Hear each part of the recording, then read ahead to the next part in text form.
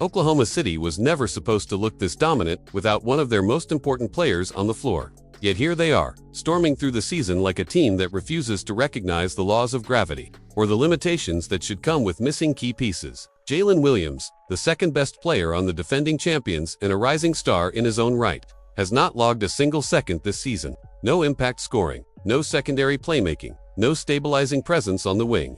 And somehow, the Thunder are not just surviving, they are thriving. 12 wins in their first 13 games.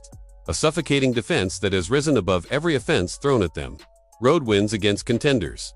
Dominance that feels casual.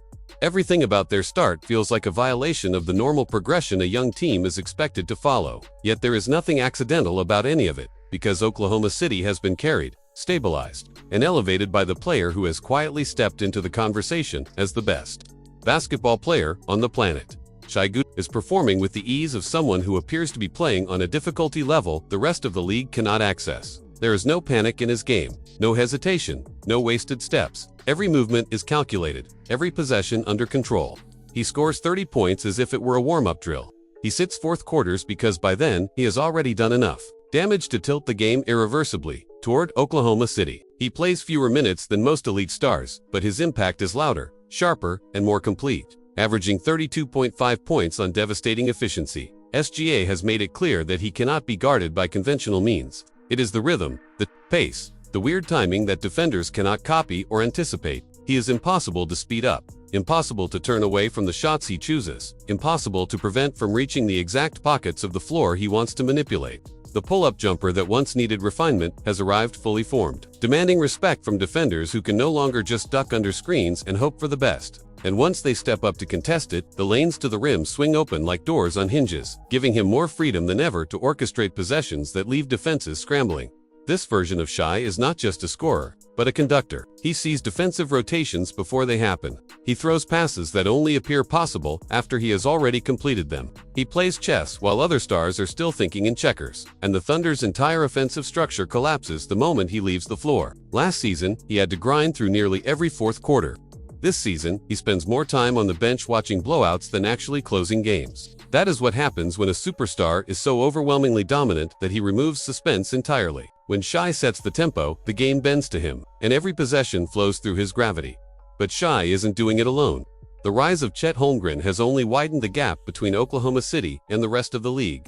His defensive impact was already elite last season, anchoring their interior with timing, mobility, and rim protection that defied his age and limited experience. None of that has changed. What has changed is the terrifying efficiency he now brings on the offensive end. His mid-range touch has sharpened. His pump fake into a high-arcing floater looks effortless. His confidence attacking mismatches, hunting space, and drawing fouls has expanded dramatically. He has become the perfect release valve for a team that used to rely heavily on Shai for late-game creation. Now, Chet can casually provide 25 points when needed, spacing the floor with pick-and-pop threes and punishing smaller defenders with calm precision. When a big man shoots 71% true shooting on near 20 points a night, your team suddenly carries a level of stability that cannot be game-planned away.